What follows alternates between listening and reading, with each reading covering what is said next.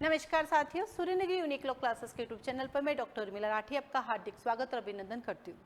बात कर रहे हैं हम लोग जुडिशरी के एग्जाम की। जैसा कि आपको पता है, सूर्यनगरी यूनिक लॉ क्लासेस ने एक सीरीज चला रखी है हर स्टेट के सिलेबस को लेके, हर स्टेट के जितने भी सब्जेक्ट हैं उनके ओवरव्यूज को लेके। अब तक बहुत सारे जो है वीडियोज आ चुके हैं। उसी कड़ी में आज हम लेके आए उत्तराखंड जुडिशरी। उत्तराखंड जुडिशरी का एग्जाम कौन दे सकता है? हिंदी मीडियम, इंग्लिश मीडियम दोनों दे सकते हैं। पूरा इंडिया उत्तराखंड जुडिशरी का एग्जाम दे सकता है, क्योंकि यहाँ पे कोई अलग से लोकल लैंग्वेज नहीं है। लेकिन हाँ, उत्तराखंड जुडिशरी के लिए आपके पास जीके और जीएस होना जरूरी है। आइए, उत्तराखंड जुडिशरी का प्री का सिलेबस बहुत ही छोटा सिलेबस है।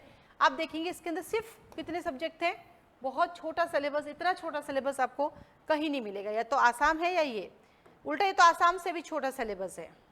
तो चलिए बात करते हैं उत्तराखंड जुडिशरी की। पहला है टीपी, दूसरा है हिंदू लॉ, तीसरा है मुस्लिम लॉ, चौथा है इंडियन एविडेंस एक्ट, पांचवा आता है आपके पास कॉन्ट्रैक्ट, छठा आता है सीआरपीसी, सातवां आईपीसी और आठवां सीपीसी। इससे छोटा सिलेबस आपको कहीं पर भी नहीं मिलेगा। एक मिनट मुझे वेरीफाई कर दे दीजिए। नहीं, इसमें इंडियन एविडेंस एक्ट ही है, ये दो बार आ गया मेरे पास इंडियन एविडेंस एक्ट। तो इससे छोटा आपके पास कहीं पर भी सिलेबस नहीं मिलेगा। साथ ही साथ जीके जीएस इसमें आता है। तो उत्तराखंड प्री निकलना बहुत आसान है। जैसे कि मैं हमेशा कहती हूँ एस्पिरेंट्स के कि अब आप लोग जीके पढ़ना शुरू कर दीजिए। बहुत सारे स्टेट जीके देता है। मेन में थोड़े से सब्जेक्ट ऐड हो जाते हैं। मेन के अंदर जो पेपर होता है उसके अंदर टोटल 5 पेपर होता है। फर्स्ट पेपर के अंदर प्रेजेंट डे होता है, जिसमें जूरिस्प्रूडेंस से रिलेटेड चीज़ें होती हैं और करंट अफेयर से रिलेटेड चीज़ें होती हैं। सेकेंड लैंग्वेज का पेपर होता है, जिसमें आपके ट्रांसलेशंस होती हैं, ट्रांसलेशन इसमें रहती है। साथ ही साथ प्रेसिव राइटिंग इसके अंदर रहती है, हिंदी टू इंग्लिश, इंग्लिश से हिंदी, और प्रेसिव राइटिंग इसमें रहती है। ये तो इजी है, बस प्रेजेंट डे को थोड़ा सा आपको अच्छे से तैयारी करनी पड़ती है। थर्ड पेपर होता है आपका लॉ का, जिसके अंदर आता है आपके पास contract act, partnership act, easement act, tort, TP, equity, trust और एसआरए। सारा का सारा सिविल का पेपर है और छोटे छोटे सारे एक्ट है, इसको आप आराम से कर सकते हैं। तीसरा नंबर। चौथा नंबर जो आपका पेपर है, चौथा नंबर जो पेपर है उसमें आता procedure law, Indian evidence act, CPC, CrPC और प्लीडिंग ड्राफ्टिंग आती है सीपीसी के पॉइंट ऑफ व्यू से, सूट इंस्टीट्यूट वगैरह करने को। और देन पांचवा पेपर है Indian IPC, Indian penal code and zamindari act. तो ऐसे करके टोटल मेन के 5 पेपर होते हैं। और मैं कहूँ कि यूपी जुडिशरी बहुत ईजी है। हिंदी मीडियम, इंग्लिश मीडियम दोनों अच्छे से दे सकते हैं। छोटा सा सिलेबस है। यदि आप सिर्फ फोकस कर लो मुझे उत्तराखंड ही निकालना और कुछ नहीं, तो आप इसको 100% निकाल सकते हैं। सिर्फ एक जीके ही तो एक्स्ट्रा पढ़ना है, वो कर सकते हैं, क्योंकि इतना छोटा सिलेबस आपको कहीं पर भी नहीं मिलेगा। देन आते हैं इसी कड़ी में आज जो मैं आपके सामने लेकर आई हूँ हिंदू लॉ के ऊपर एक ओवरव्यू छोटा सा। जब हिंदू लॉ की बात करते हैं, हिंदू लॉ 5 पार्ट में डिवाइड होता है। 4 इसके एक्ट हैं जिसको हम कोडिफाई कहते हैं, और एक होता कस्टमरी लॉ। हिंदू लॉ के सोर्सेज क्या है, स्कूल्स क्या है, दाया भाग क्या है, मिताक्षरा क्या है, प्राइमरी सोर्सेज क्या है, सेकेंडरी सोर्सेज क्या है, पार्टीशन क्या है, कर्ता क्या है, ये सब उससे रिलेटेड होता है, उसको बोलते हैं अपन कस्टमरी। और ये आता है आपके पास एक्ट है, हिंदू मैरिज एक्ट 1955 है, हिंदू सक्सेशन एक्ट 1956 है, हिंदू अडॉप्शन माइनॉरिटी एक्ट 1956 है, Hindu minority and guardianship act 1956 है। तो आप देख रहे हैं हिंदू लॉ के 4 एक्ट है, जिसमें से 3 जो हैं वो 1955 के हैं, एक जो है 1955 का है, और 3 जो है वो 1956 के हैं। तो हिंदू लॉ को पढ़ने के लिए 4 वे होते हैं। 4 तो डायरेक्ट होता है और सेकंड होता है आपके पास कस्टमरी लॉ।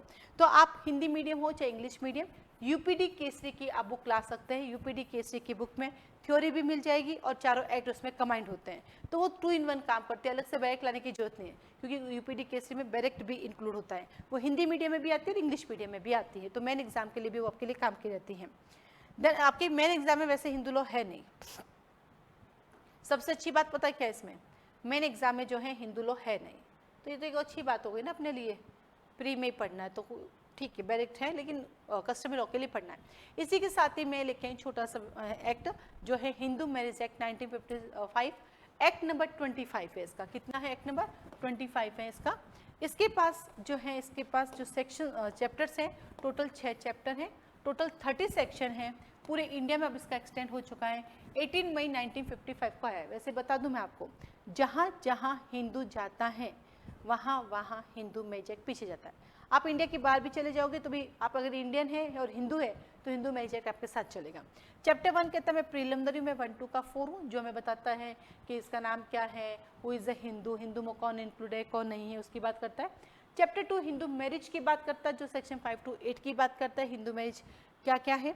सेक्शन 5 कहता है हिंदू मैरिज की आपकी शर्तें क्या हैं, जिसके अंदर पहला आता है सेक्शन 5 में, फर्स्ट कहता है कि आपका लिविंग स्पाउस नहीं होना चाहिए, सेकंड कहता है साउंडनेस नहीं होना चाहिए, थर्ड कहता है लड़की 18 की लड़का 21 का होना चाहिए, फोर्थ वन कहता है कि सपिंडा, फिफ्थ वन कहता है प्रोहिबिशन मैरिज के बारे में।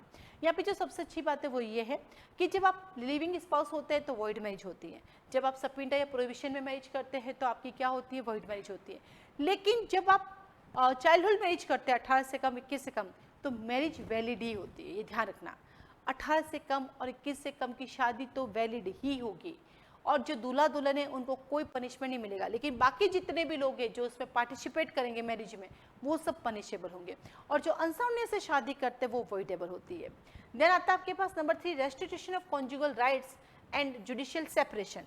रेस्टिट्यूशन ऑफ कॉन्जुगल राइट्स का मतलब क्या, पति पत्नी बिना किसी कारण के अलग रह रहे तो कोर्ट उनको कहेंगे साथ रह लो और जबरदस्ती कर सकते हैं, बिल्कुल कर सकते हैं साथ रहने के लिए, बिकॉज ऑफ कॉन्स्टिट्यूशन कहता है कि भैया ये समाज है और समाज तभी चलता है जब दोनों मिलकर साथ रहते हैं, अन्यथा नहीं। तो ये आर्टिकल 14 कहता है कि section 9 conjugal rights is a constitutional है और बिल्कुल आप हस्बैंड और वाइफ को बाउंड कर सकते हैं साथ रहने के लिए। और यदि वो साथ रहने से मना करते हैं तो अगर वो साथ रहने से मना करते हैं तो CPC order number 21 rule number 32 के अंदर जो पार्टी मना करेगी उसके ऊपर फाइन इम्पोज किया जा सकता है, उनकी प्रॉपर्टी को अटैचमेंट किया जा सकता है, जो बात करता है 9 से लेकर आपके 10 तक। देन आता है आपके पास चैप्टर नंबर 4 जो बात करता है nullity of marriage and divorce की। फाइनली आपकी मैरिज वॉइड है, वॉइडेबल है तो उसका देखेंगे और डाइवोर्स लेना तो डाइवोर्स ले लीजिए, जाइए ओके बाय बाय टाटा। 11 से लेकर 18 तक तो यहाँ पे वॉइड और वॉइडेबल मैरिज क्या है, तो जो मैरिज लिविंग स्पाउस सपिंडा या प्रोहिबिशन में है वो वॉइड मैरिज होती है, वॉइडेबल मैरिज अनसाउंडनेस से होती है और जो माइनर की मैरिज वैलिड होती है उसके बारे में चर्चा की गई है। देन आता है आपके पास चैप्टर नंबर 5 के तहत जुरिस्डिक्शन प्रोसीजर क्या होगा। यहाँ पे जुरिस्डिक्शन में आप जाओगे तो देखना डिस्ट्रिक्ट कोर्ट लिखा हुआ है, लॉ के अंदर डिस्ट्रिक्ट कोर्ट लिखा हुआ है, लेकिन प्रैक्टिकली फैमिली कोर्ट उसको काम करता है, तो family court equivalent district court होता है, हमेशा ध्यान रखना, तो वो उसमें जा सकते हैं। तो ये बात करते हैं 19 से 28 ईयर कौन सा एरिया होगा जहाँ आप रहते हैं, जहाँ साथ में रहे हैं या टेम्प्रेरी रह रहे हैं, वो सब इसमें इंक्लूड होगा। और देन आता है सेविंग्स एंड रिपल्स 29 से लेके 30 तक। तो बड़ा सुंदर सा हमारा ये एक्ट है, बहुत सुंदर सी ये एक्ट हमारी बातें करता है और छोटा सा एक्ट है, इंटरेस्टिंग है क्योंकि ये हमारे कहीं ना कहीं दिनचर्या से जुड़ा हुआ होता है और जो चीज़ें दिनचर्या से जुड़ी हुई होती है वो इजी वे में याद हो जाती है। तो एक छोटा सा और होता है हिंदू मैरिज एक्ट का। तो इसी तरह से हम लोगों के यहाँ पे फाउंडेशन बैच चलते हैं उत्तराखंड के, आप उन्हें ज्वाइन कर सकते हैं, पूरा 0 से Z तक पढ़ाते हैं, पर हम सिर्फ लॉ पढ़ाते हैं। क्या कहा, उत्तराखंड जुडिशरी की हमारे यहाँ क्लासेस चलती है, लॉ पॉइंट ऑफ व्यू से चलती हैं। फाउंडेशन बैच होता है जिसमें pre plus main plus interview चलता रहता है। क्लासेस हमारी रनिंग रहती हैं, हर महीने नए बैच स्टार्ट होते हैं, जैसे नया सब्जेक्ट नया बैच हैं वैसे उत्तराखंड जुडिशरी के हम लोगों के पास मॉक टेस्ट सीरीज भी चलती है, टेस्ट सीरीज भी चलते हैं, आप ज्वाइन कर सकते हैं। हाल ही में नए बैच स्टार्ट हुए हैं, 1 जुलाई को फिर से होंगे। आपको क्लास के बारे में, नए बैचेस के बारे में जो भी जानकारी चाहिए आप कॉल मैसेज कर सकते हैं। इसके अलावा बीच में भी ज्वाइन करते हैं तो आप ज्वाइन कर सकते हैं, जो आपका रह जाता है वो आगे वाले में दे दिया जाता है। ये पे ऑनलाइन और ऑफलाइन दोनों क्लासेस अवेलेबल हैं, ऑनलाइन ऑफलाइन, और दोनों ही लाइव क्लासेस चलती हैं। रिकॉर्डिंग अवेलेबल नहीं है, नोट्स क्लास में ही बनाए जाते हैं। उत्तराखंड जुडिशरी की फीस कितनी है, क्या है, उसके लिए आप मुझे कॉल मैसेज करके इसके बारे में पता कर सकते हैं। आज के लिए